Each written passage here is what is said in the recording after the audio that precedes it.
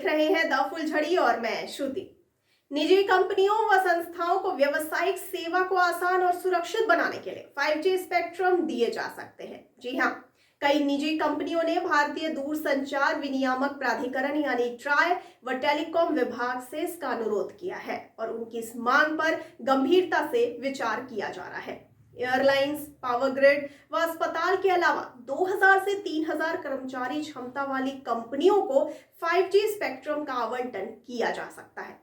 हालांकि टेलीकॉम कंपनियां इसका विरोध कर रही हैं। उन्होंने भी ट्राई से निजी कंपनियों को 5G स्पेक्ट्रम का आवंटन नहीं करने के लिए कहा है।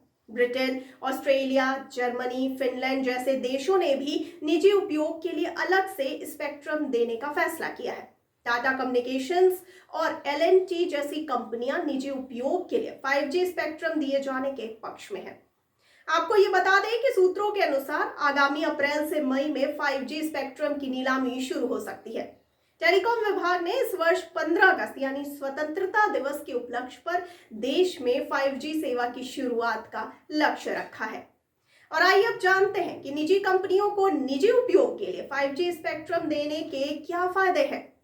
सूत्रों के मुताबिक निजी कंपनियों को निजी उपयोग के लिए 5G स्पेक्ट्रम इसीलिए दिए जा सकते हैं क्योंकि यह इंटरनेट की दुनिया को पूरी तरह से बदल देगा और इसका मुख्य रूप से व्यावसायिक उपयोग होगा।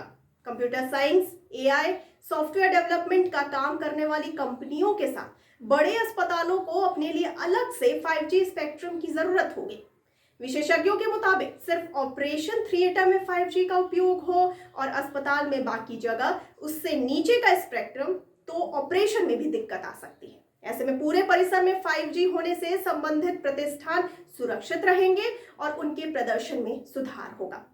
आपको जानकारी के लिए बता दें कि पूरे देश में 5G लागू होने के बाद मोबाइल टेलीफोनी की दुनिया ही बदल जाएगी। 4G इंटरनेट की स्पीड जब इतनी शानदार है तो जरा सोचिए कि 5G के बाद इंटरनेट की स्पीड क्या होगी।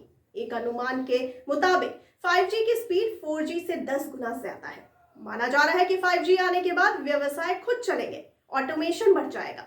अभी तक जो चीजें बड़े शहरों तक सीमित है वो आगे गांव तक पहुंचेंगी, जिसमें ई-मेडिसिन शामिल है। शिक्षा का क्षेत्र, कृषि क्षेत्र को जबरदस्त फायदा होगा।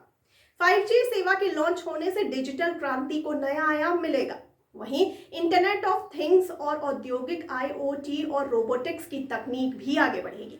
इससे देश की अर्थव्यवस्था को फायदा होगा और ई-गवर्नेंस का विस्तार होगा। आपको ये भी बता दें कि 5G आने के बाद भारतीय अर्थव्यवस्था को मजबूती मिलेगी।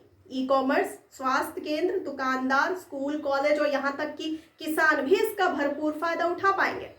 कोरोना काल में जिस तरह से इंटरनेट पर सभी की निर्भरता में बढ़ोतरी हुई है, उसको देखते हुए 5G आने के बाद हर व्यक्ति के जीवन को बेहतर और सरल बनाने में ये मदद करेगा। 5G टेक्नोलॉजी से health care, virtual reality, cloud gaming के लिए नए रास्ते खुलेंगे। ड्राइवरलेस कार की संभावना इसके जरिए पूरी होगी। और आइए अब जानते हैं कि निजी कंपनियों को निजी उपयोग के लिए 5G स्पेक्ट्रम देने के क्या नुकसान है। आपको बता दें कि दूसरी तरफ टेलीकॉम कंपनियों ने ट्राई से कहा है कि कंपनियों को निजी उपयोग के लिए 5G स्पेक्ट्रम देने से सरकार को राजस्व का नुकसान होगा। हालांकि ट्राई के स्तर पर यह तय नहीं हुआ है कि निजी कंपनियों को कैप्टिव इस्तेमाल के लिए 5G स्पेक्ट्रम लेने के लिए नीलामी में हिस्सा लेना होगा या उन्हें अलग दर पर स्पेक्ट्रम दिए जाएंगे। आपका इसमें क्या विचार है? अपनी राय और प्रतिक्रिया हम तक जरूर पहुंचाइए कमेंट बॉक्स में कमेंट करके। और साथ ही साथ हमारे चैनल को लाइक, सब्सक्राइब और शेयर करना तो बिल्कुल ना भूलिए। और मुझे दीजिए इजाजत, लेकिन आप बने रहिए द फुलझड़ी के साथ। धन्यवाद।